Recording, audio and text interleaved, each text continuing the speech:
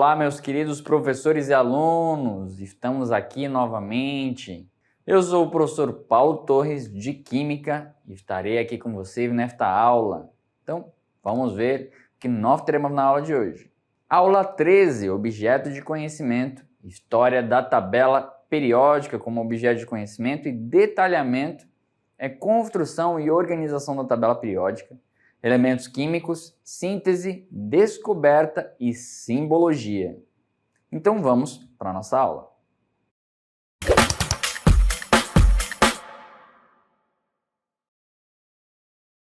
Olá! Agora, nesta aula, nós vamos falar sobre essa coisa maravilhosa, a tabela periódica.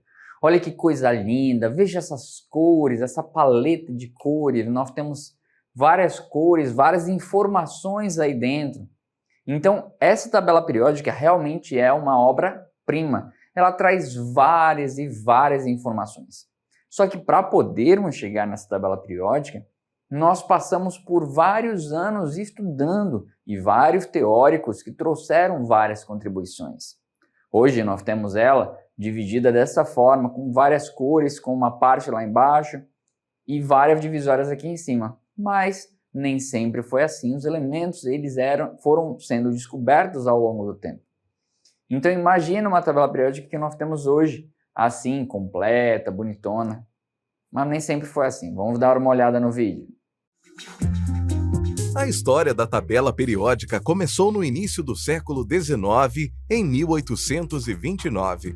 Ao longo de 200 anos, vários químicos procuraram formas de organizar a tabela. Nesse sentido, surgiram vários estudos que deram à tabela periódica um caráter organizado, com todos os elementos ordenados e distribuídos de maneira harmônica. Alguns químicos conseguiram certo destaque ao desenvolver os seus estudos ao longo da história da tabela periódica. No começo da história da tabela, em 1829, o alemão Johann Wolfgang Dobenheiner organizou a tabela pela primeira vez. Apresentava cerca de 30 elementos químicos conhecidos à época e recebeu o nome de Tríades de Dobenheiner. Todavia, recebeu esse nome pelo fato de os elementos terem sido organizados em grupos de 3. Cada um desses grupos apresentava elementos químicos com características semelhantes. No ano de 1862, o francês Alexandre Duchamp-Courtois organizou os elementos químicos de maneira que ajudasse na mineralogia. Assim, ele distribuiu os elementos em ordem crescente de massa atômica ao longo de uma faixa em espiral do cilindro, usando o modelo que ficou conhecido como parafuso telúrico. Todavia, dentro da história da tabela periódica, Duchamp-Courtois descobriu semelhanças nas propriedades químicas de elementos que se encontravam na mesma linha vertical. Lei das oitavas. Em 1865, o químico inglês J.A.R. Newlands organizou 61 elementos químicos, conhecidos até então, em ordem crescente de massa atômica, e colocou-os em colunas com 7 elementos cada uma. Por ser músico, organizou a tabela de acordo com as notas musicais. Nesse sentido, ao organizar cada elemento em colunas, Newlands observou que elementos químicos em uma mesma linha horizontal de oitavas diferentes tinham propriedades semelhantes. Nesse sentido, essa organização da tabela periódica funcionava da seguinte maneira. O primeiro elemento de uma oitava apresentava propriedades semelhantes ao primeiro da oitava seguinte. Por isso, a proposta de Newlands recebeu o nome de Lei das Oitavas.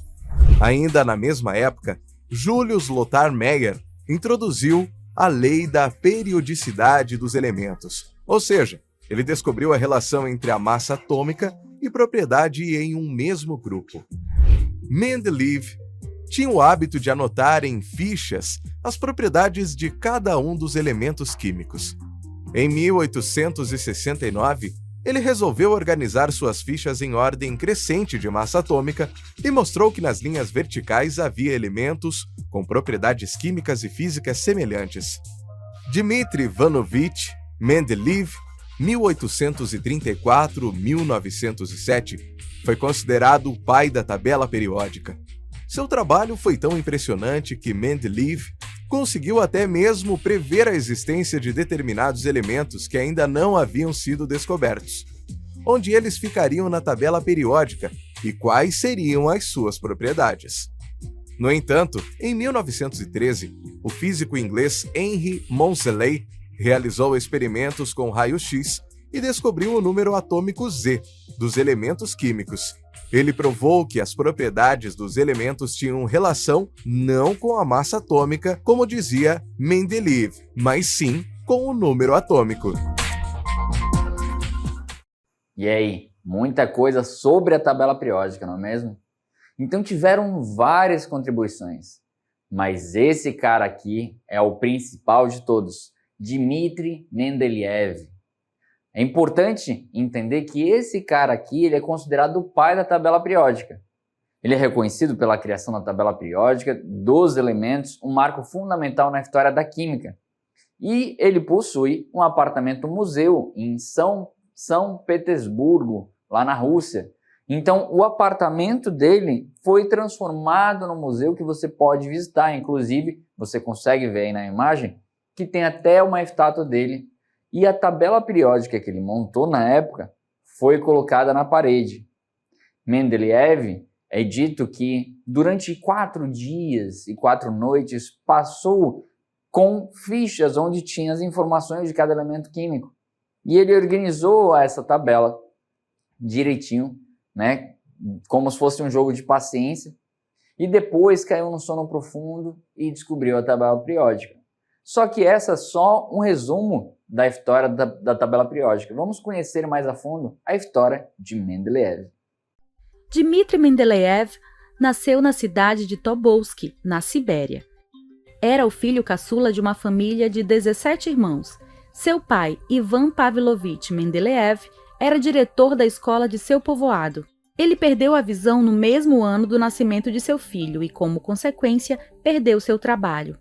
Já que seu pai recebia uma pensão insuficiente, sua mãe, Maria Dmitrievna Mendeleeva, passou a dirigir uma fábrica de cristais fundada por seu avô, Pavel Maximovich Sokolov.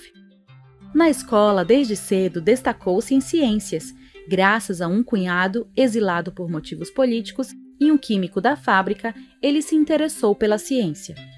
Depois de um incêndio que destruiu a fábrica de cristais, sua mãe decidiu não reconstruir a fábrica, mas sim investir suas economias na educação do filho.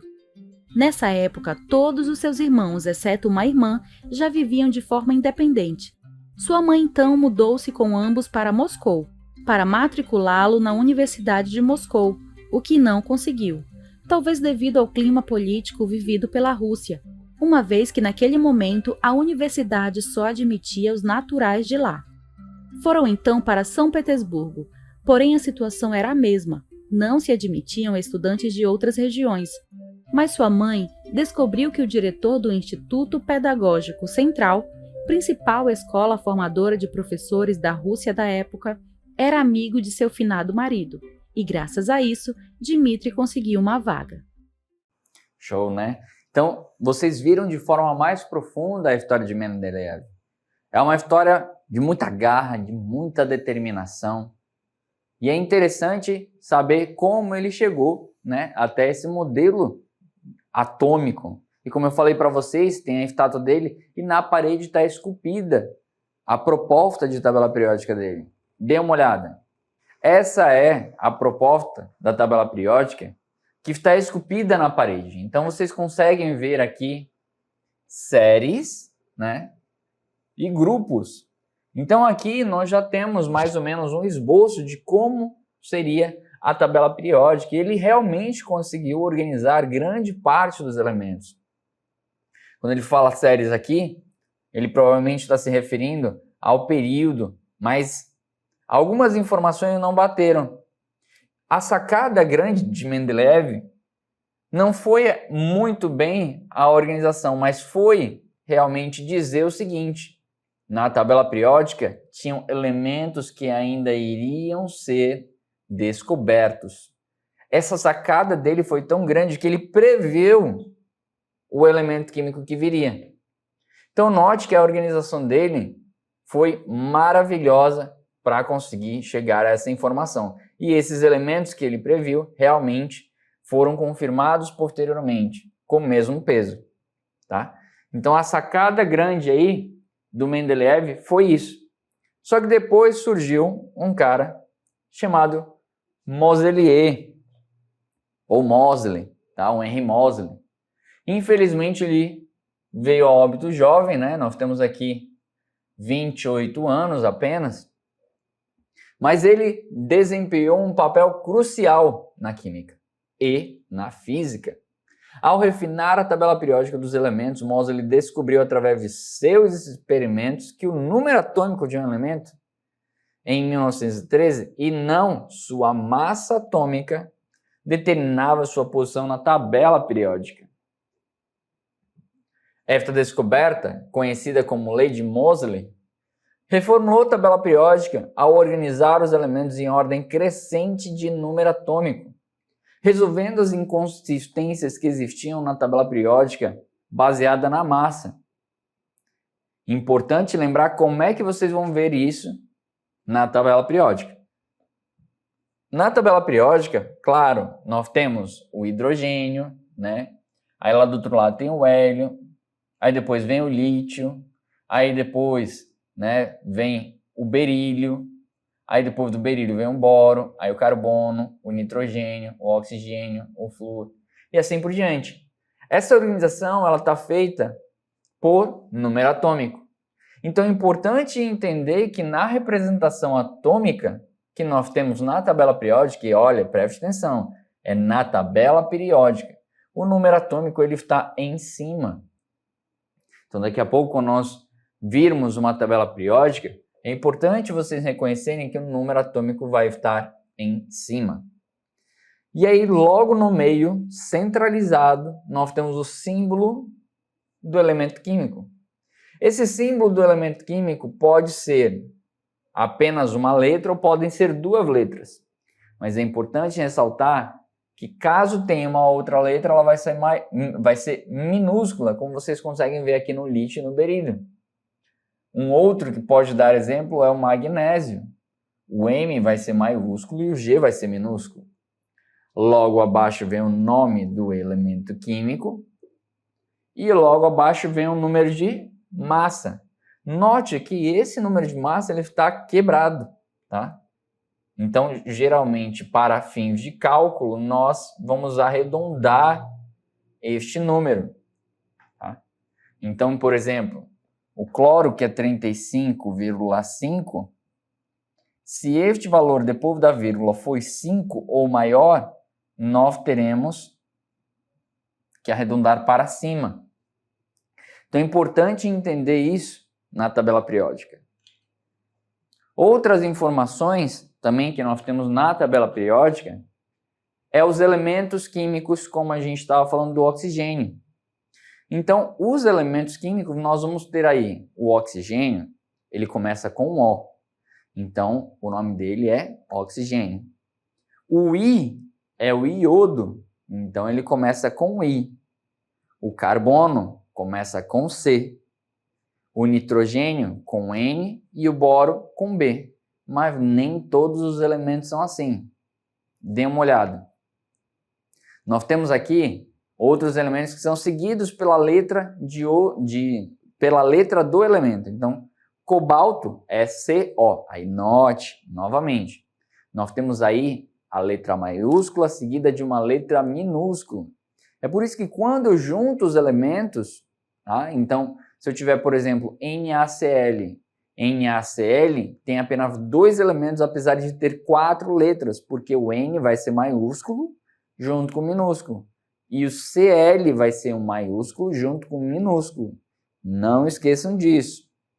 Então, nós temos aí outros exemplos como o cobalto. Não, volte, por favor.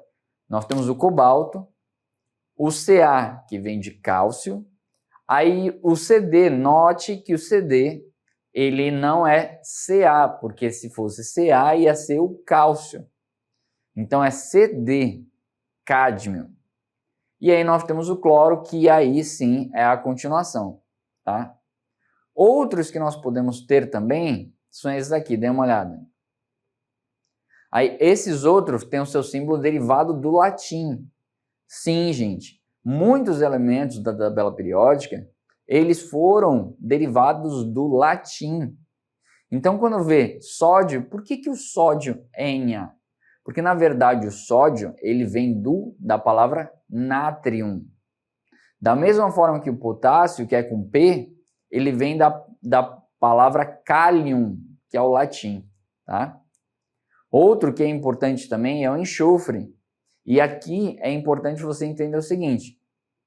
Mais para frente, em outros conteúdos, em vez de nós usarmos o nome enxofre, iremos usar o sulfuro, que é o S. Por exemplo, ácido sulfúrico, ácido sulfídrico, ácido sulfuroso. Então, nós vamos usar o latim de enxofre. Tá? Anote isso que é muito importante posteriormente. Nós também temos aí o fósforos, que é o latim de fósforo, por isso que é P. Nós temos a prata, que é o Ag, por isso argentum. O ouro é aurum, para quem assiste, né? Senhor dos Anéis conhece aí o aurum de ouro. Cuprum de cobre. O stannum de estanho. O plumbo de chumbo. E, inclusive, esse nome também vocês vão ver em vários exercícios posteriormente na nomenclatura. Então, pode aparecer plumboso, plúmbico, que aí você vai remeter ao chumbo. E nós temos aí o mercúrio, né, que é o hidrargyrum, né, que é o mercúrio, por isso que é Hg, tá bom? Só que a partir do século, dê uma olhada aí, a partir do século XVIII, nós temos algumas outras nomenclaturas. Então, algumas coisas foram mudando, porque é importante você entender o seguinte. Na tabela periódica, nós temos hoje 118 elementos. Só que esses 118 elementos, 92 apenas são encontrados na natureza. Mas mesmo esses encontrados na natureza, eles receberam nomenclaturas. Tá? A partir desse 92, nós temos os criados artificialmente. Então, do 93 ao 118, nós temos os criados artificialmente. Então, aí nós temos alguns exemplos de elementos químicos que foram do próprio cientista. Ou propriedade do elemento, ou região de onde esse elemento provinha. Então, nós temos aí um exemplo, por exemplo, do bromo, que o bromo é do grego bromos, mau cheiro. E quem descobriu foi o Balard, na França. O hélio vem do grego hélios, do Sol, por ter sido descoberto a partir do espectro da luz. Então, nós temos elementos químicos, como você pode ver, que são derivados da onde foram encontrados. E aí nós temos, por exemplo, o polônio, alusão à Polônia, terra natal de Marie Curie, de 1898, né? A Marie Curie, que foi uma importante cientista aí para a radioatividade e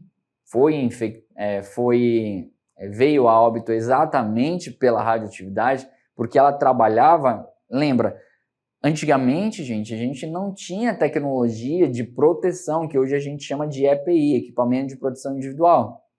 Então era muito manual que era utilizado ali. E Marie Curie não sabia ainda na época o que era radioatividade. Então, por estar ali trabalhando, e para você ter uma ideia, foi uma coisa maravilhosa na época, a radioatividade. Tinham relógios que brilhavam no escuro, que eram feitos de material radioativo. Tinha maquiagem que era feita de material radioativo. Tinham bebidas que eram usadas com material radioativo. Então, quando se descobriu que brilhava no escuro, virou uma coisa maravilhosa, uma febre. Mas, em seguida, começou a descobrir que tinha alguns efeitos usando esses elementos químicos no nosso corpo. E aí foi abolido isso. Aí, em sequência, nós temos, no século XX, já alguns que lembram planetas. Então, por exemplo, note aí, olha o 93 ali. O 93, nós já temos que é um elemento criado pelo ser humano.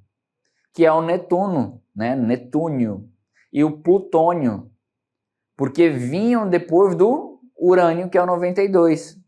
Inclusive o plutônio e o urânio, eles foram usados nas bombas atômicas de Hiroshima e Nagasaki. E para você ter uma ideia, a quantidade que foi usada foi bem pouquinho.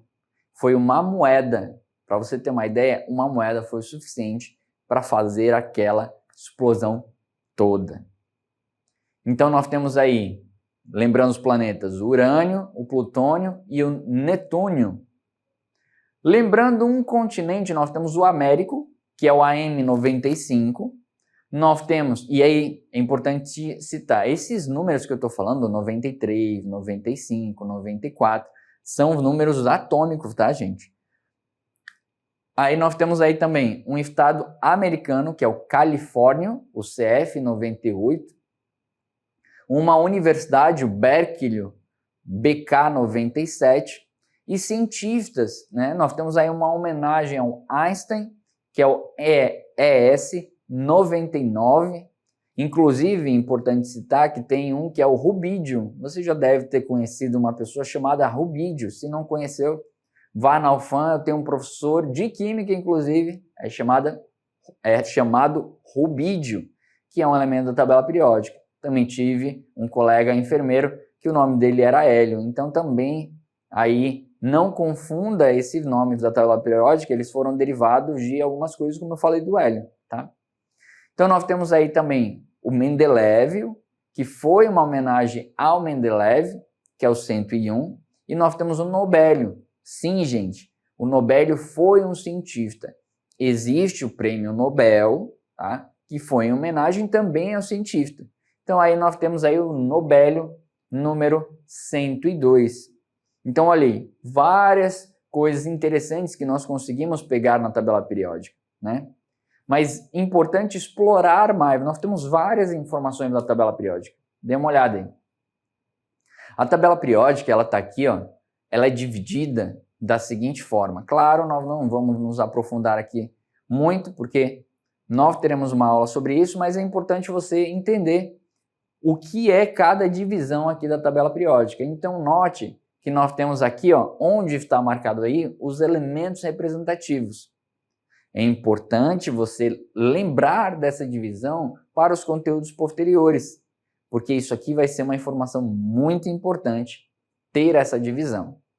Então, esses aqui que nós temos o 1, o 2, o 13, o 14, o 15, o 16, o 17 e o 18, são os elementos representativos. Quem está no meio são os elementos de transição externa. Lá embaixo nós temos os elementos de transição interna. Por que isso acontece? Porque note que aqui eu tenho dois espaços.